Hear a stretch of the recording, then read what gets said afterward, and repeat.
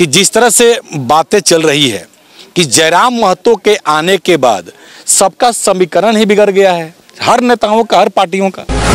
तो राजकीय शक्तियों के अधीन अपनी शक्तियों का उपयोग करते हुए सबसे पहला काम जो 2,88,000 जो फ्री फोकट का वेतन खा रहे हैं, जो खा खा के मतलब झारखंड में आप जयराम को वोट नहीं देना है। अगर सांसद बन जाएगा तो हम लोग कहाँ रहेंगे, फिर हम लोग का उस हमसे ऊपर निकल जाएगा।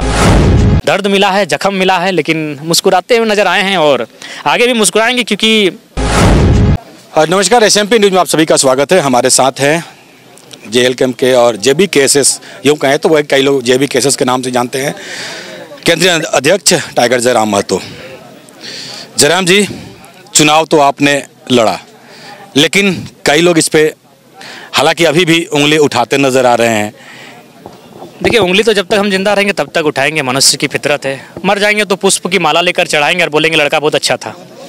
तो ये तो दुनिया की फितरत है और उससे परहेज भी नहीं। अरे हम तो चुनाव में ऐसे ऐसे दगा को देखें जो बताएंगे तो शायद माने विचित्र चीज़ देखें कि जो लोग हमारे साथ रहें, 22 तारीख तक रात को मेरे साथ रहें, एक बर्तन में खाना खाएं और वोटिंग के दिन फ़ोन करके अपने बहन को, अपने बहनोई को, अपने भांजे को कहते हैं कि जयराम को वोट नहीं करना है, पर वे लोग हमारी पार्टी से चुनाव भी लड़ेंगे।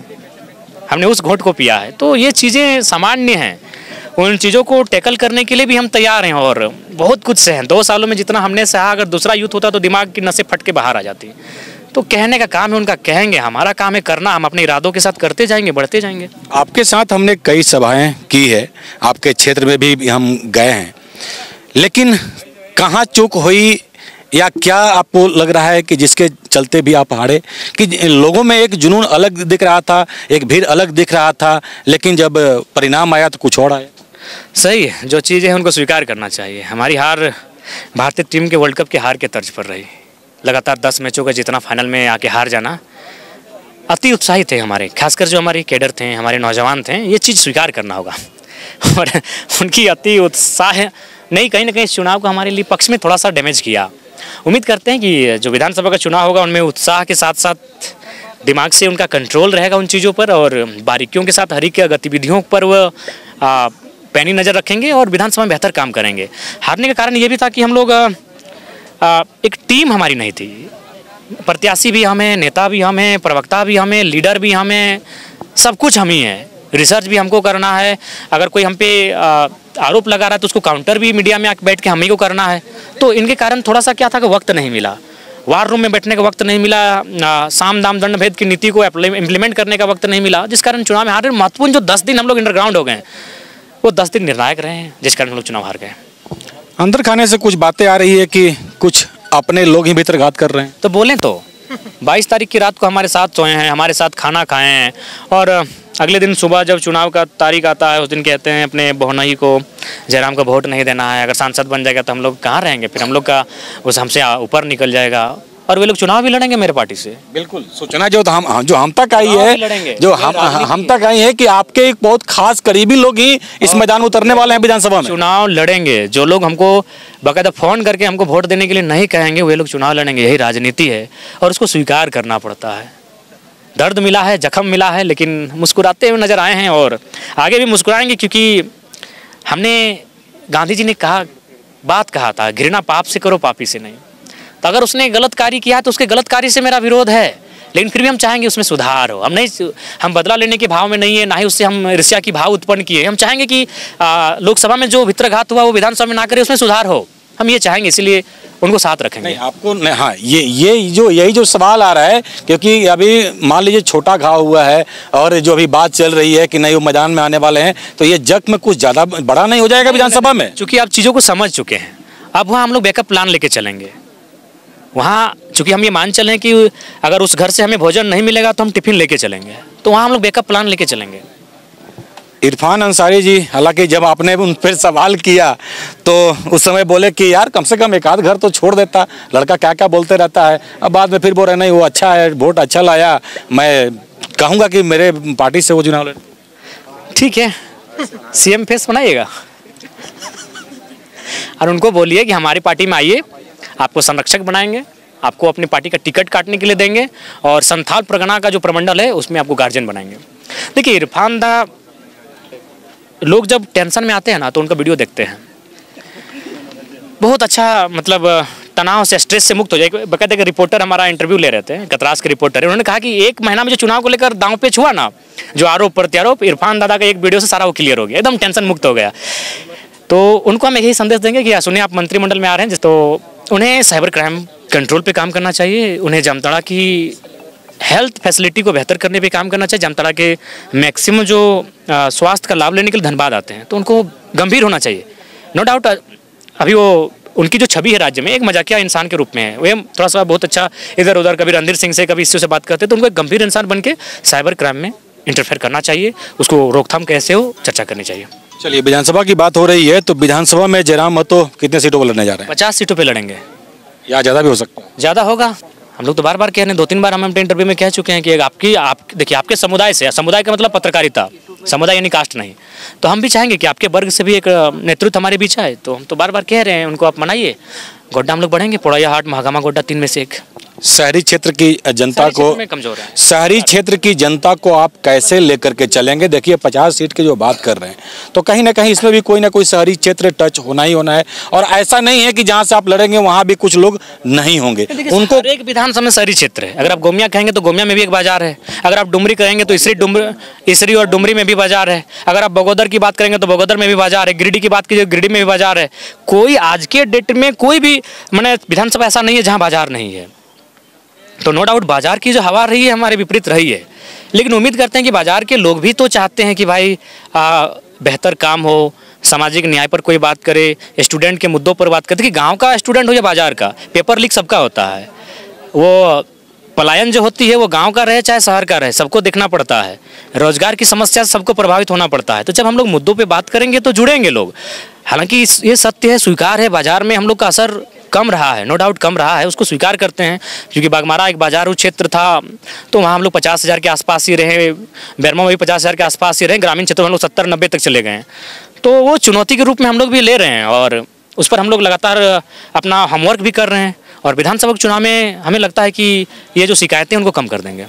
क्योंकि देखिए, इसके पहले भी सवाल था जब हम लोग लाइव थे, उसमें एक सवाल बड़ा आ रहा है कि ये बाहरी भीतरी वाला लोग जो बार बार बातें उठ रही है। हालांकि आपके कई ऐसे समर्थक भी हैं जो ऐसे कमेंट करते नजर आ जाते हैं, चाहे वो कोई वरीय अधिकारी हो या कोई भी हो, तो इसको आप वैसे मेंटलिटी को कैसे दूर करेंगे जो लोगों में एक दिमाग में बैठ गया? एक बात स्पष्ट है, अगर आप मेरी लड़ाई पे, अगर मेरे आंदोलन पे आप सवाल खड़ा करते हैं तो सवाल तो विनोद बाबू पे भी खड़ा हो जाएगा, ऐसे में सवाल गुरुजी पे भी खड़ा हो जाएगा, सवाल निर्मल दा पे भी खड़ा होगा। आखिर उनकी लड़ाई क्या थी? अलग राज्य की। तो अलग राज्य किसके लिए? तो मैं भी तो उन्हीं की बात कर रहा हूँ, मैं भी तो उन्हीं को मैंने अधिकार में, हक हुकूक में देखना चाहता हूँ, मैं तो कोई अलग बात नहीं कर रहा हूँ। तो ऐसे में अगर जो लोग मुझ पे सवाल खड़ा करते हैं बारी भित्री के आरोप में, आप तो हमारे महापुरुषों पे भी, हमारे इस राज्य के जो आंदोलनकारी रहे, क्रांतिवीर, उन पे भी आप सवाल खड़ा करेंगे। उनकी जो लड़ाई थी, उनके जो विचार थे, मैं उन्हीं चीज़ों को स्थापित करने की बात कर रहा हूँ। हम तो कुछ नया नहीं किया। हमने कब कहा कि बाहर के लोग यहाँ ना रहें, बाहर के लोग यहाँ काम ना करें, लेकिन एक लिमिट में करें, जैसे हमारे लोग महाराष्ट्र में करते हैं।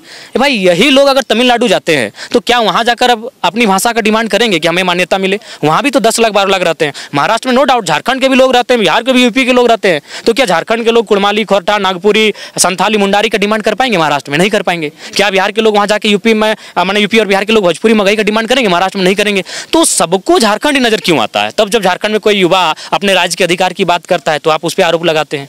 ये गलत है। किसी को भागना नहीं है, ना किसी से कोई पाबंद है, अवरोध है।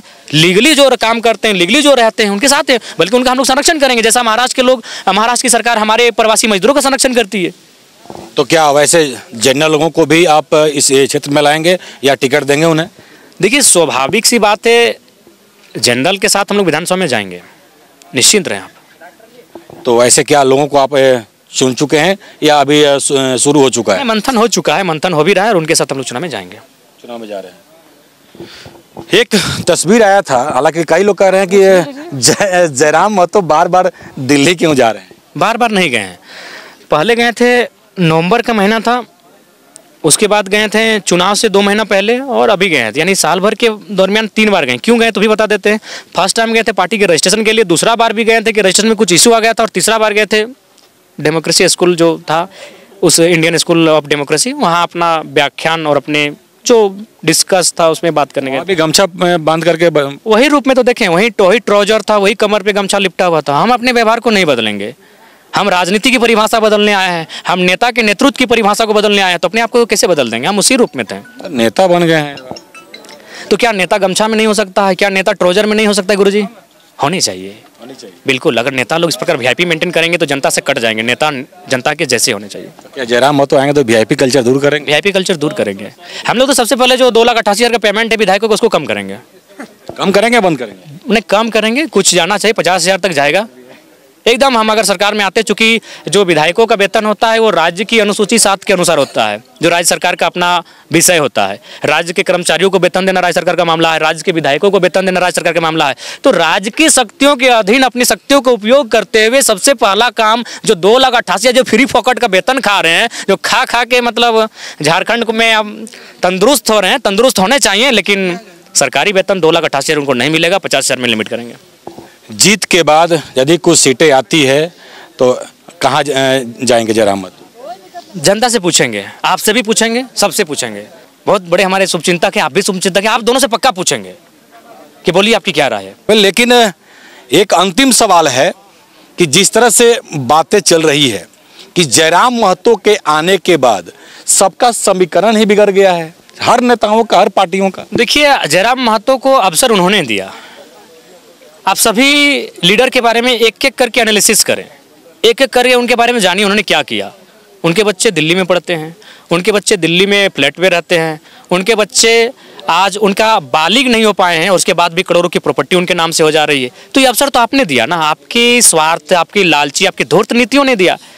आज नेताओं के पास 1,000 करोड़ तो ईडी खोज के निकाल रही है। अगर हम और आप खोजने चलेंगे तो 5,000 करोड़ तो एवरेज निकलेगा। 10% लोग ईमानदार की श्रेणी में रख देते हैं। 5,000 करोड़ तो एक नेता के पास से निकलेगा। 5,000 करोड़ यानी 5,000 लोग, अगर 1-1 करोड़ बांटेंगे तो शायद 5,000 लोग हो जाएंगे। अरे भाई, एक व्यक्ति इतना पैसा जमा करके रखा है और आप कहते हैं जयराम महतो जैसा नेता ना पैदा हो। आप दे रहे हैं हम जैसे युवाओं को मौका। आपकी घटिया सोच, आपकी घटिया नीति और आपका लोभ, आप इतने लोभी हो जाएंगे कि यहाँ लोग भूख से मर रहे हैं, लोग दुख से मर रहे हैं, लोग स्वास्थ्य लाभ नहीं लेने के कारण मर रहे हैं, और आप 5 करोड़ की संपत्ति बना के बैठे हैं। आप जीतने के बाद चारों तरफ मतलब कॉलेज और स्कूल का और मॉल का मायाजाल बिछा कर बैठे हैं। आपका पार्टनरशिप किसी का न्यूक्लियस में है तो किसी का भीमार्ट में है, किसको नहीं मालूम है भैया। और आप अपने आप को नेता कहते हैं, जनता का नेता कहते हैं। आपने मौका दिया है जयराम महतो को। अगर आपका लक्षण सही होता तो जयराम महतो कागजों के साथ होता, किताबों के साथ होता और अपने तीसरे सेमिनार का प्रेजेंटेशन की तैयारी करता। तो ये थे जयराम महतो। खैर, देखने वाली बात होगी और हम लोग भी देखेंगे विधानसभा में क्या कुछ होता है। हालांकि पिछले बार भी हम लोग गए थे, बोकारो, धनबाद, डुमरी तक हम लोग पहुंचे थे, लेकिन फिर से सवाल वही उठ रहा है कि क्या होगा इस बार 2024 विधानसभा के चुनाव में। तो आज की खबर में बस इतना ही। बने रहे SMP न्यूज के साथ, अपना ख्याल रखें, क्योंकि आपसे हम, आप है हमारी ताकत। लेटेस्ट अपडेट के लिए हमारे फेसबुक पेज को फॉलो और लाइक जरूर करें, तो वहीं विस्तृत खबरों के लिए हमारे YouTube चैनल को सब्सक्राइब जरूर करें। आप सभी का बहुत बहुत धन्यवाद।